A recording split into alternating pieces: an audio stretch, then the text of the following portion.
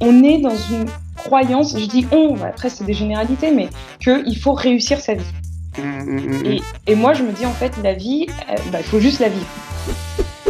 Qu'est-ce qui me fait kiffer? De quoi j'ai envie de parler en ce moment? C'est quoi mon cheminement actuel? Et comment je peux le partager? Et peut-être que ça va résonner avec des personnes et peut-être pas. Bonjour à tous, c'est Tolo et je suis le créateur de ce podcast destiné aux entrepreneurs, artistes, spirituels. Et l'objectif ici, c'est de vous amener à vous reconnecter à ce que vous êtes réellement et de vous accompagner à incarner votre vraie nature et suivre votre voie. Aujourd'hui, je ne suis pas seul. Je suis avec Christine Rotzen, qui est une pure entrepreneur, artiste spirituelle et avec qui on va parler du thème suivant, entreprendre tout en s'écoutant. Sujet difficile et ô combien difficile pour nous, les petits zèbres, car nous sommes tiraillés très souvent entre notre tête et ce que nous ressentons. Et donc, je précise ici que je ne parle pas uniquement en termes entrepreneuriat, business, mais bien plus largement d'entreprendre tous les projets qui peuvent nous tenir à cœur au cours de notre vie. Donc, alors, qui est Christine? Pourquoi Christine sur ce sujet-là? Déjà, je vais te dire bonjour Christine, comment vas-tu? Je vais très bien, merci de m'inviter. Yes. Donc, je te prépare une petite présentation et je te laisserai rebondir comme il se doit pour corriger ou me reprendre s'il le faut. Donc déjà, tu es une artiste aux multiples facettes puisque tu es une danseuse sur plusieurs styles, une make-up artiste, une musicienne, plus précisément harpiste et une artiste peintre, rien que ça. Et une de tes caractéristiques, c'est que tu as ce truc où tu as toujours poussé ça un peu plus loin que la passion, puisque tu as toujours eu cette démarche de professionnaliser ton art pour en vivre. Et rien que pour ça, je pourrais m'arrêter là et tout le monde comprendrait ta légitimité sur ce thème. Mais tu es aussi une entrepreneur, coach, infopreneur qui accompagne plusieurs types de profils.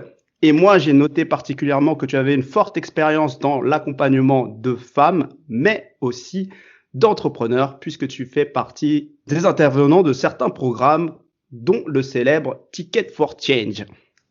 Et clairement, je dirais que tu as aussi ce côté évidemment spirituel, puisque ton approche dépasse de loin le domaine du coaching, puisque tu es formé à des pratiques énergétiques comme le Reiki et de toute façon, on ressent que tu es, en tout cas moi je ressens que tu es très connecté.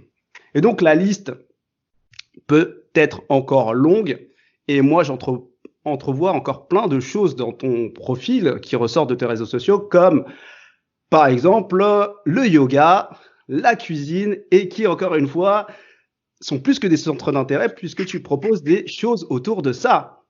Et donc, je pense qu'on peut dire à l'unanimité, on peut largement te classer dans cette catégorie de multipotentiel, zèbre, HP, hypersensible, plus, tout ce qu'on veut.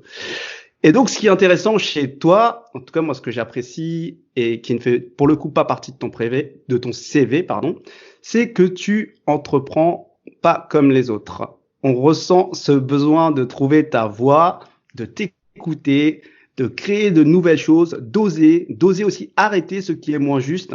Bref, on ressent toute la partie artistique chez toi et en même temps, on ressent toute cette énergie d'entrepreneur dans l'action, dans le concret et ce côté leader. Voilà pour cette description de ce que je perçois de toi à travers ce que l'on se connaît. Est-ce que tu as des choses à modifier ou à rajouter? Est-ce que c'est OK? Alors, ce que j'avais envie de te demander, c'est viens me présenter à chaque endroit où je dois me présenter, parce que tu l'as bien fait. Tu as vraiment bien fait. Juste pour préciser, dans tout ce que tu as dit, il y a des choses que je ne fais plus professionnellement parce que les journées font 24 heures. Mais oui, il y a des choses que j'ai professionnalisées pendant un certain temps que je ne fais plus. Par exemple, je ne suis plus maquilleuse professionnelle. La danse, je n'en vis plus, mais je danse toujours, par exemple. Et Ticket for Change, je ne travaille plus pour eux, donc voilà. Mais j'ai travaillé pour eux, donc oui. Mais t'as très très très bien dépeint tout ce que je fais. Ça m'a donné le tournis après. Moi-même, je te cache pas que ça m'a donné le tournis parce qu'effectivement, j'avais préparé la présentation de plusieurs façons et là, je me suis dit, ah ouais, quand même. Et c'est vrai que je me suis dit, je fais pas ce CV à rallonge par hasard ou juste pour t'envoyer des fleurs parce que ça rentre complètement finalement dans le thème du sujet puisqu'on va s'appuyer sur ton parcours pour comprendre en fait comment une femme entrepreneur de ton âge a réussi en fait à intégrer autant de choses qui l'a fait vibrer dans sa vie et à développer des projets, que ce soit successivement ou simultanément, dans son lifestyle et dans sa vie. Voilà. Donc c'est pour ça en fait que c'est intéressant que les gens prennent conscience de où tu en es et de tout ce que tu as intégré dans ta vie jusqu'à aujourd'hui, parce que même si c'est plus professionnel effectivement, c'est toujours d'actualité. Enfin, à un certain niveau. Oui. Et donc, la problématique de notre petit auditeur, elle est double. C'est que souvent, très souvent chez nous, soit on est trop dans l'action, dans l'ego et on ne s'écoute pas ou on ne s'écoute plus, soit on est trop dans l'écoute de soi et on n'est pas assez dans l'action, on n'est pas assez dans la professionnalisation, on ne fait pas assez grandir nos projets comme des vrais entrepreneurs. Et encore une fois, je le précise, pas forcément au sens business du terme, mais entrepreneur au sens large. Donc, et moi, je parle déjà pour moi, je vais parler pour moi, c'est que par rapport à ces deux problématiques que je viens de lever là, on est très souvent, en tout cas moi, je suis très souvent clivé. Je peux avoir un problème entre la séparation entre le kiff et le sérieux. Tu vois, et le sérieux, c'est un peu la professionnalisation, et certains ont ce problème-là. Donc déjà, avant de passer dans la partie entreprendre, j'aimerais avoir toi ton point de vue sur comment déjà tu gères cette séparation entre kiff et sérieux. Oui, alors c'est une super question. Et juste avant, je remonte un peu avant parce que tu as dit à ton âge et moi je trouve que c'est intéressant de préciser mon âge. J'aime bien dire mon âge. Donc j'ai 35 ans, voilà. Alors, entre kiff et sérieux, en même temps, ce que je vais partager, c'est ma qualité et c'est parfois j'ai aussi le défaut de cette qualité. Je ne fais pas de distinction entre le kiff et le sérieux, en fait. Et c'est ce qui me permet de me dire, ce qui me fait plaisir, je le monétise ou je le rends ultra productif. Et donc, c'est cool parce que quand je travaille, je fais des choses qui me font plaisir. Quand je fais des choses qui me font plaisir, je trouve le moyen de les partager, de les monétiser parce que je me dis, quitte à travailler, autant faire des choses qui me font plaisir, voilà. Après, le revers de la médaille, c'est que parfois j'ai une difficulté, tu sais, à séparer les deux et vraiment à juste avoir des temps uniquement de plaisir. Et ça peut être problématique, surtout pour nous les HP, mais je vais plus parler de comportement. Ça peut être plus problématique quand tu es, quand t'aimes travailler, quand t'aimes ce que tu fais et que tu comptes pas les heures. Et donc, si tout ce que tu fais qui est lié à ton travail est aussi lié à ton plaisir, le risque, c'est que après, tu as du mal à t'arrêter parce que ça te fait tout le temps plaisir. Et donc, surmenage. Donc, d'où aussi l'idée de s'écouter pour apprendre à se respecter soi et à poser ses limites dans cette, tu sais, jonction entre ce qui me fait kiffer et ce qui est sérieux et ce qui me fait voilà. Donc, c'est comme si, depuis toute petite, parce que les activités artistiques, tout ça, j'ai commencé, j'avais 5 ans. Pour moi, c'était vraiment lié, les deux. Et je vois même que ma scolarité a permis de faire ce lien-là, parce que j'étais dans une école pour enfants artistes. Donc, tu vois, le matin, j'allais à l'école, l'après-midi, je faisais des activités. Donc, tout le temps, ça a été... la frontière était tout le temps très, très, très poreuse, en fait.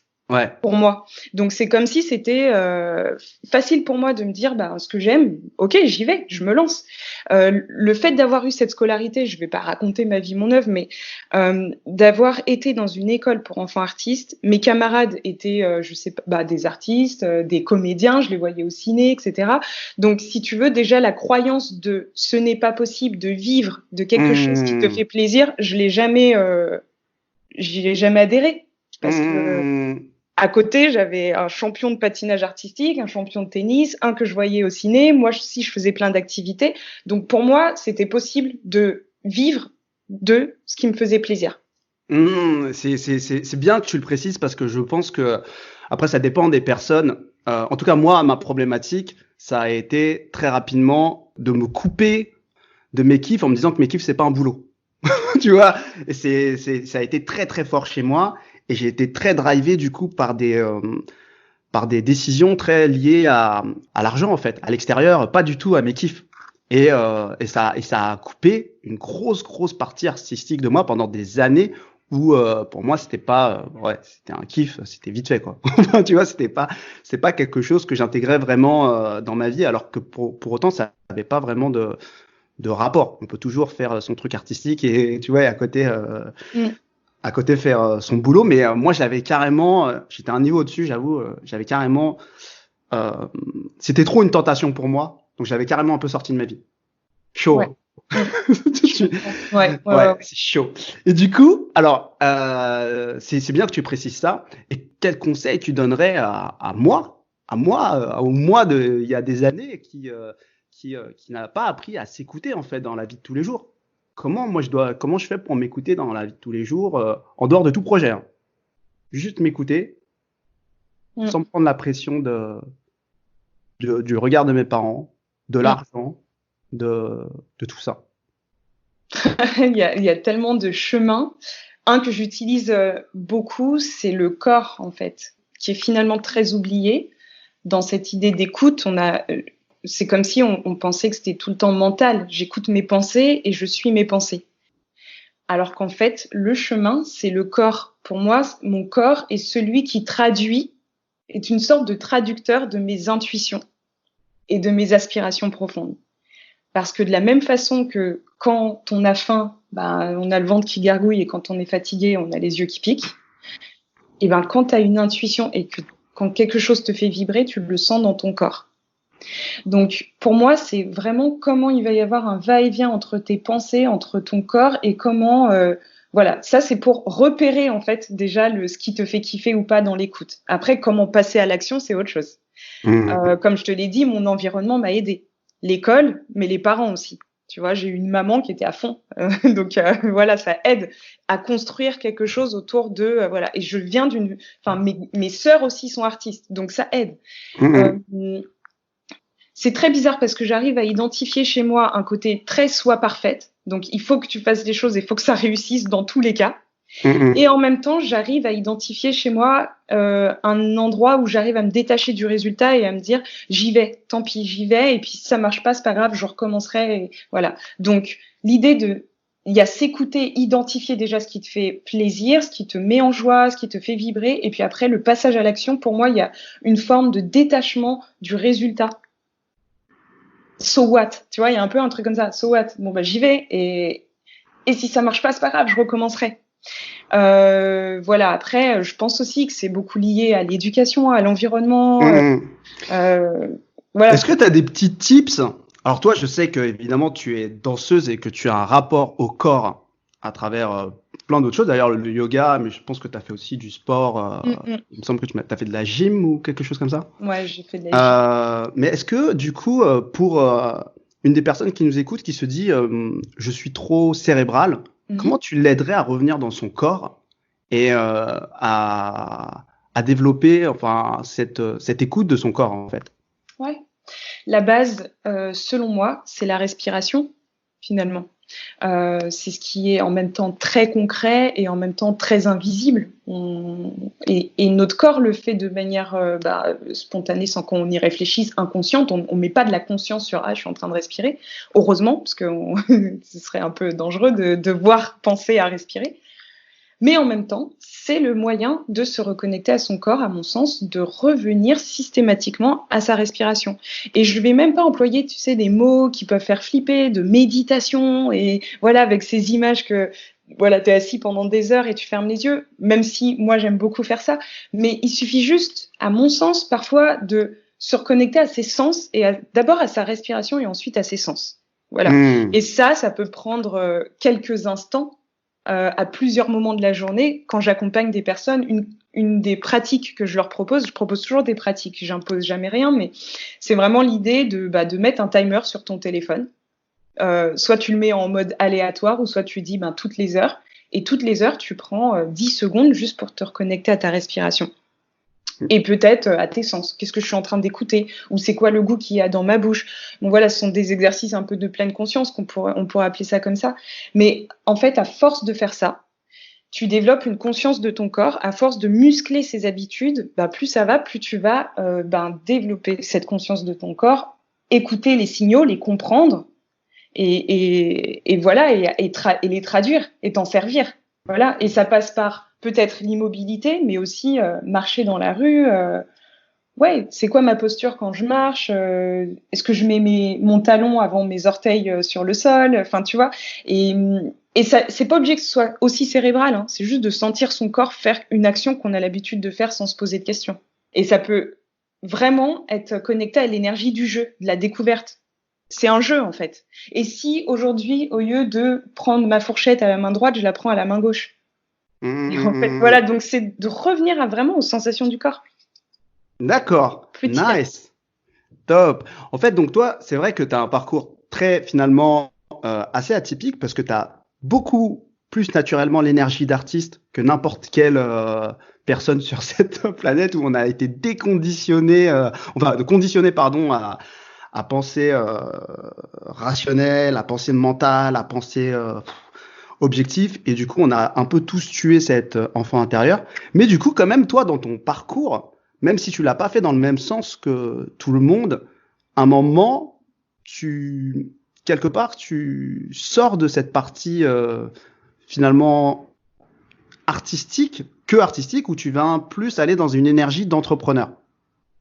Donc toi j'imagine que la façon dont tu l'as fait, ça a été très instinctif, peut-être très au corps, très au feeling, très à l'intuition.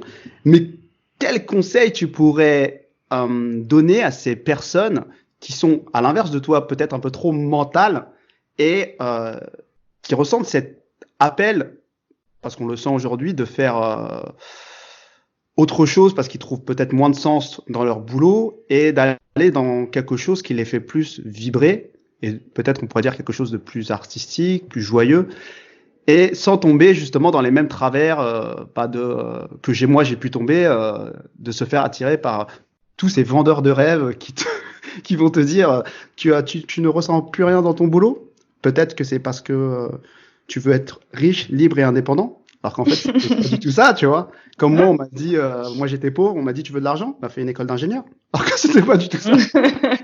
Tu vois. Et c'est comment on conseillerait ces personnes-là en fait. Comment on conseillerait ces personnes-là qui cherchent du sens, qui cherchent de la joie, qui cherchent comment ils trouvent leur voie en fait. Comment on peut les aider à trouver leur voie. Ouais.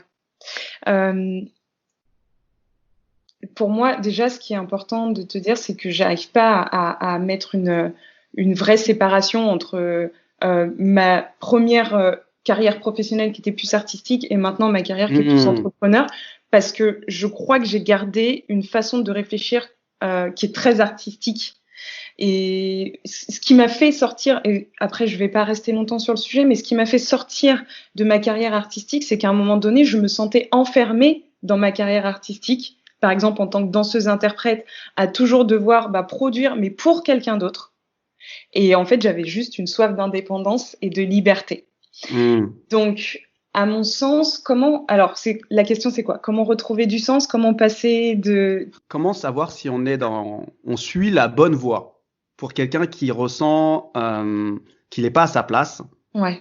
Et comment il peut savoir qu'il va sur la bonne voie et qu'il va pas se faire tromper par l'ego, par l'ego et par toutes les frustrations que certains vont nous montrer et qui sont pas forcément justes. Comme moi, j'ai pu être trompé comme mec de banlieue, frustré par l'argent, et qu'à un moment on me dit c'est soit le foot, soit ça, soit les études, et du coup tu vas dans les études, mais tu t'écoutes pas en fait. Je me suis pas écouté. En vrai, je me suis pas écouté, tu vois. J'ai plusieurs axes, encore une fois. La première chose que j'ai envie de dire, c'est déjà peut-être de sortir de cette croyance qu'il y a une bonne et une mauvaise voie. Parce que je pense que tu seras probablement d'accord avec moi, tout ton chemin t'a amené là où tu es aujourd'hui. Donc finalement, même si ces études, tu les as faites a priori pour une mauvaise raison, tout à fait. En fait, voilà, tu vois. Donc, comment j'aborde ma vie? Moi, je me dis pas qu'il y a un bon ou il y a un mauvais choix. Je l'aborde vraiment comme des expériences que j'ai envie de vivre. Et à l'instant T, j'ai envie de les vivre et je ne pose pas un regard sur mon passé en me disant j'ai fait une erreur parce qu'au moment où j'ai fait ce choix-là, bah, c'était le meilleur choix pour moi, sinon je l'aurais pas fait. Tu vois. Donc, j'évite de regarder mon passé en me disant ah ouais, mais j'aurais dû faire ça puisque j'étais pas la même personne. Et ce jour-là, c'était le choix le plus juste pour moi. Donc déjà, je sors de ce truc de bonne ou de mauvaise voie et ça détend, ça enlève, tu sais, des enjeux en fait de si je prends la mauvaise voie, je vais me tromper et c'est la fin du monde. Non, en fait, c'est juste une voie et puis tu navigues et puis voilà, tu slalomes et après tu vas à droite et à gauche et après tout droit. Voilà. Ça c'est le premier truc. La deuxième chose, pour apprendre à s'écouter, ben ça passe par un chemin de connaissance de soi aussi. Juste pour mettre de la conscience sur soi, conscience, connaissance, pour distinguer, ben, ok, ce que ça m'appartient et ça appartient à l'extérieur. Cette pensée-là, c'est quelque chose qui appartient à la société ou à mes éducateurs et voilà. Et cette pensée-là, c'est vraiment un truc qui me fait plaisir. Tu vois, donc déjà cette distinction, c'est pas facile de la faire. Moi, ça m'a pris du temps, mais ça m'a pris du temps. Et c'est toujours en cours en fait, hein, c'est toujours un work in progress, mais le chemin, c'est plus j'avance, chaque expérience et donc chaque voie que je prends, qu'elle soit bonne entre guillemets ou mauvaise entre guillemets, est un moyen de mieux me connaître et donc d'identifier à chaque fois ce que je veux pas, ce que je veux et de me recréer. Donc, en fait, les actions, je les fais en fonction de qui je suis, mais qui j'ai envie d'être. Et donc, voilà, c'est à chaque fois un cheminement entre de l'intériorité vers de l'extériorité et de l'extériorité vers l'intériorité. Pour moi, c'est ça, connaissance de soi. Et le troisième truc, c'est une fois que tu apprends à te connaître et que tu as de la conscience sur ce qui te fait vibrer, et donc encore une fois, le corps est un moyen de le savoir. Il n'y a pas que ça, hein, mais moi, c'est le moyen que j'utilise. Ce qui me fait vibrer, et ben après, c'est comment je définis ce que je veux. Mais donc en revenant en référence interne, sans se poser la question de ce que pensent les autres, référence interne, moi, qu'est-ce qui me fait vraiment kiffer? Et comment je peux déjà le mettre, même à petite échelle dans ma vie? Parfois, pas besoin de... Par exemple, j'ai envie de dessiner, ben peut-être peut-être une feuille et un stylo bic, c'est déjà le démarrage en fait. Pas besoin de se dire que je vais faire une peinture que je vais aller vendre, tu vois, au musée là-bas. Bon voilà. Donc pour moi, c'est ces trois clés-là. Sortir de la vision qu'il y a du bon et du mauvais sur notre chemin de vie. Parce qu'en fait, on vit, c'est tout. La vie, c'est la vie. À un moment donné, il faut arrêter de croire qu'il faut réussir sa vie. En fait, on vit, c'est tout. Ouais. Tu vois, il y a un peu un truc comme ça. Il y a trop d'enjeux. C'est vrai qu'il y a des fois, il y a trop d'enjeux dans les décisions. On se dit, là, si je quitte mon boulot, qu'est-ce qui va se passer? Et je comprends qu'à un certain niveau, il peut y avoir des enjeux. Comment tu payes ton loyer et les fins de mois, etc. Mais on est dans une croyance, je dis on, après c'est des généralités, mais qu'il faut réussir sa vie. Et moi, je me dis, en fait, la vie, il faut juste la vivre. Donc, voilà. Non, mais oui, donc, je dis oui. Voilà, et donc, choisir les expériences qu'on veut. Et le jour où t'es pris par les injonctions extérieures, où on te dit que pour avoir une meilleure vie, par exemple, 35 ans, faut être maman, faut être mariée, faut avoir un boulot stable, etc. Et à toi de te poser la question, c'est quoi ma représentation de ce que je veux, de la réussite entre guillemets. Et dans ce que tu me partageais, toi, tu as identifié que finalement, c'était pas mettre tes pieds au bord d'une piscine et avoir 15 millions d'euros, tu vois. Et voilà, moi, c'est une question que je me pose tout le temps parce que ça bouge tout le temps. Ouais. Donc voilà, c'est ça. Merci, top. Et maintenant, du coup, c'est vrai que tu as tes projets, je sais pas si tu vois ça comme un projet ou des projets d'ailleurs. Donc tu as tes projets, tu as tes projets et là tu es justement en train de vivre tout ça comme une entrepreneuse. On sent en tout cas cette énergie de créer. On sent cette énergie aussi, comme je le disais au tout départ dans la présentation, d'énormément t'écouter. On sent que ça se sent que tu fais des allers-retours, tu réajustes. Comment toi tu vois du coup en tant qu'artiste, puisque tu es une artiste, comment tu vois cette énergie de l'entrepreneur? C'est une bonne question. Et ben, tu vois, j'arrive pas toujours à m'identifier dans l'énergie de l'entrepreneur. Et je vais te dire, à mon sens, la différence entre un artiste et un entrepreneur. Et peut-être même un coach, même si je mets pas trop cette étiquette, même si je suis formée au coaching. L'entrepreneur, de ce que je comprends, c'est quelqu'un qui va identifier des problèmes et qui va apporter des solutions. Et donc, il va dire à quelqu'un, ah, moi, je vois que tu as ce problème-là, bah tiens, j'ai la solution pour toi, ça coûte tant. Voilà. L'artiste, à mon sens, c'est quelqu'un qui... Donc, si je schématise par exemple l'entrepreneur, c'est que ça part de l'extérieur, voilà, il observe quelque chose à l'extérieur et ensuite il le propose. Voilà. Moi, le cheminement de l'artiste, je trouve qu'il est dans l'autre sens. Ça part de l'intérieur, j'ai une inspiration, et un truc qui passe par là, je le crée et je le mets à disposition et qui veut prend ou jette en fait. Voilà, donc je sais pas, un chanteur il fait les chansons qu'il a envie, un peintre pareil, enfin voilà. Et après, soit toi t'aimes le disque ou pas, soit t'es ému par la peinture ou pas. Voilà. Et du coup, j'ai vachement de mal à rentrer dans cette case de l'entrepreneur parce que j'ai envie de laisser les personnes libres. J'ai pas envie de dire aux gens, j'ai la solution à vos problèmes parce que d'une certaine façon, je me dis, bah, non, j'ai pas la solution à leurs problèmes. Tu sais pourquoi je me dis ça? Bah, parce que, je sais pas mieux qu'eux ce qui va bien dans leur vie, tu vois. Donc, j'ai pas envie de me positionner à l'espace où je dis, j'ai la solution à ton problème. Je n'en sais rien en fait, je vis pas la vie à la place des gens, tu vois. Donc voilà, et donc c'est pour ça que ma façon d'entreprendre en fait elle est très artiste et c'est plus bah qu'est-ce qui me fait kiffer, de quoi j'ai envie de parler en ce moment, c'est quoi mon cheminement actuel et comment je peux le partager et peut-être que ça va résonner avec des personnes et peut-être pas. Et donc les gens en fait sont plus attirés par mon énergie, ce que je propose, etc., que l'idée que moi, j'aille les chercher et leur dire « Hey, regardez mon produit, ça va régler ce souci-là, en fait. » J'ai pas la sensation de régler les problèmes des gens. Tu vois, j'ai plus la sensation que « Ah, purée, bah, y a de la lumière ici, c'est hyper intéressant ce qu'elle dit, bon, bah, je vais le prendre parce que ça résonne et puis ça va me donner des réponses dans mon cheminement. » Comme quand t'écoutes un podcast, par exemple. Et est-ce que, du coup, tu vas avoir des, je sais pas si on va dire des routines ou des façons de faire comme des entrepreneurs, c'est-à-dire tu vas travailler ta vision. Parce qu'en fait, on ressent effectivement que tu es dans cette démarche de l'intérieur vers l'extérieur et du coup que tu es beaucoup dans le présent. Est-ce que ça t'es en conflit quand tu vas travailler quelque chose dans le futur ou... Oui, non, non, je ne suis pas dans le conflit. Oui, je travaille ma vision. J'ai plusieurs routines.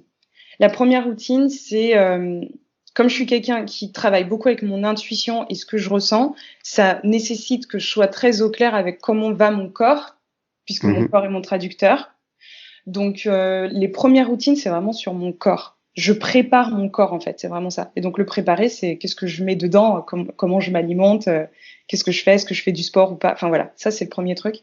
Et après, par rapport à la vision, quand je me formais au coaching, donc en 2013, on a fait cet exercice pour définir notre vision et notre mission, entre guillemets, et ça me porte, en fait, jusqu'à maintenant. Moi, ma vision, ce qui m'est venu à ce moment-là, cet exercice, c'était que que je diffusais des messages qui touchent les cœurs.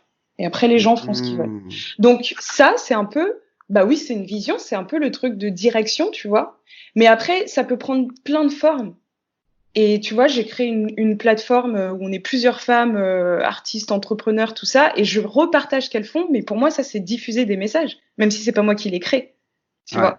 Donc, en fait, oui, il y a ça.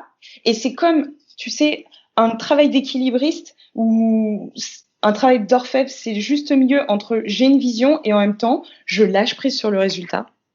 Encore une fois, tu vois. Et je m'accroche pas à une matérialisation de cette vision. En fait, c'est la vision, elle est intérieure. C'est moi ce que ça me procure, ce que ça fait émerger comme sensation physique, comme émotion, etc. Et c'est pas extérieur en mode je veux une maison, un chien, un truc, etc. Donc c'est ça qui me permet de naviguer parce que ça s'exprime matériellement de plein de façons. Et est-ce que du coup les réalités du concret, enfin, c'est-à-dire l'énergie de l'entrepreneur aussi, il y a le côté, tu sais, le concret, quoi, le dur, quoi. C'est quoi les chiffres, c'est quoi les contraintes. Est-ce que ça vient perturber justement toute cette manière chez toi de tout ce mouvement de l'intérieur vers l'extérieur, en fait, toute cette manière de. Ouais, carrément. Et donc du coup, je choisis que ce n'est pas ma réalité. Donc il y a plein d'entrepreneurs qui vont peut-être entendre ça et qui vont dire n'importe quoi, va dans le mur, elle. On va se retrouver banqueroute dans 2 ans, peut-être, j'en sais rien, ce sera ma voix. Mais j'ai vu que c'était tellement des éléments extérieurs et qui ne résonnaient pas avec moi, de calculer, parce qu'en plus, comme je suis pas dans ce truc où j'ai la solution, tu vois, du coup, j'ai choisi que c'était pas ma réalité. Parce que, tu sais, en fait, nos croyances, elles créent notre réalité. Ça, bon, voilà, je t'apprends rien. Et tu fais l'expérience de ce que tu crois.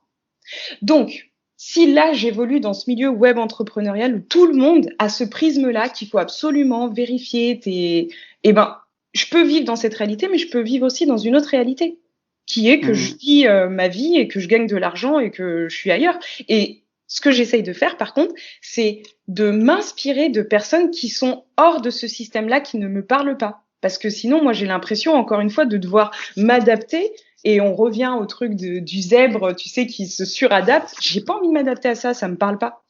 Donc, ce que j'ai fait ces derniers temps, parce que finalement, l'entrepreneuriat, ça fait que 3 ans.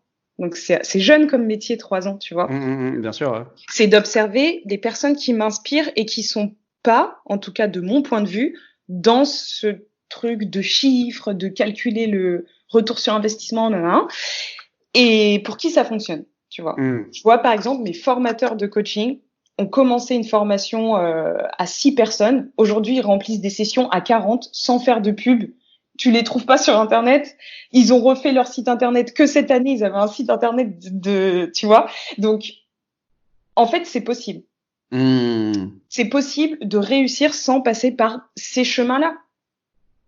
Et c'est ce que je suis en train d'essayer d'expérimenter. Donc, on refera un podcast dans plusieurs années pour que je te dise, mais voilà, j'essaye de me dire, oui, il doit y avoir d'autres chemins. Bien sûr. Et d'une certaine manière, quelque part, ça marche. Enfin, ta manière. Oui. Après, toute proportion gardée, il y en a qui vont dire, elle est pas millionnaire. Je comprends pas. Ouais, mais après, j'ai envie d'être millionnaire. Enfin, tu vois, voilà. Voilà, c'est ça. Ouais. Oui, ça fonctionne. Qu'est-ce qui me fait, c'est quoi mes curseurs pour me faire dire que ça fonctionne? C'est que moi, au quotidien, j'ai la sensation de vivre une vie qui est hyper adaptée à ma façon de voir les choses et à ma façon de fonctionner. Ça veut dire que je gère mon temps comme j'ai envie de le gérer. Je vais là où je veux, tu vois. Je travaille avec qui j'ai envie de travailler. J'ai de l'espace pour créer. Je crée ce que je veux. Quand j'en ai marre, je change. Pour moi, là, c'est bon, j'ai déjà réussi, tu vois. Ouais. Après, c'est le démarrage. Je suis pas encore, tu vois, hyper confortable financièrement. Mais c'est OK, c'est le démarrage aussi. C'est quoi cette urgence à tout de suite gagner 10K par mois au bout de 6 mois d'entrepreneuriat, tu vois? C'est ça. Donc, ça. Voilà. Et peut-être que de vérifier son retour sur investissement, etc., ça m'y amènerait plus vite à ces 10K par mois. Mais en fait, je m'en fous. Là, ma vie, je la kiffe, hein. Ouais, c'est ça, et c'est un peu ça le message. D'ailleurs, c'est ça. Et d'ailleurs, c'est un peu ça le message de ce podcast-là. C'est, on peut tous être drivés par les objectifs, par les techniques qui nous sont extérieures et suivre un plan. Et je pense que quelque part, même à un autre niveau, tous ceux qui sortent de la matrice, c'est ce qu'on a fait. Hein. Enfin, tu vois, peut-être que toi, t'as un peu moins connu ça, mais et c'est ça un peu le drame de nos profils-là, c'est qu'on l'a déjà connu. Et en tout cas, moi, mon drame à moi, c'est que quand je reviens du coup sur mes projets personnels, je suis allergique, tu vois, du coup, à cette énergie qui ressemble à la matrice, tu vois. Je me dis, et c'est pour ça que je suis assez clivé, comme je le disais au départ, sur sérieux et kiff. Parce que dès qu'il y a du sérieux, des fois, on me présente trop la matrice, en fait. Je fais, là, ça me fait un peu peur, là. Toutes ces techniques, tous ces gourous, là, non, c'est pas pour moi. Je te rejoins, et tu sais, moi, je vois beaucoup d'injonctions. Je vois l'injonction à impacter le plus de monde possible. Donc, il faut absolument que si tu fais un truc qui est bien, il faut que tu impactes 3 millions de personnes. Ou pas. Peut-être que ta vie, elle va être géniale et tu auras impacté 10 personnes et ce sera, tu vois, je vois ces injonctions-là. Je vois aussi une injonction qui dit oui, mais si t'es pile dans ta mission de vie, normalement, tu es dans l'abondance, sous-entendu, millionnaire, parce qu'en fait, on n'ose pas dire les thunes, on dit abondance à la place, tu vois. Donc, il y a plein d'injonctions. Et bah du coup, non, l'écoute de soi. Est-ce que moi, j'ai vraiment envie d'être dans cette réalité-là, de naviguer là-dedans? Non. Donc, je teste mon truc et puis on verra. Peut-être que dans 6 mois, j'y serai.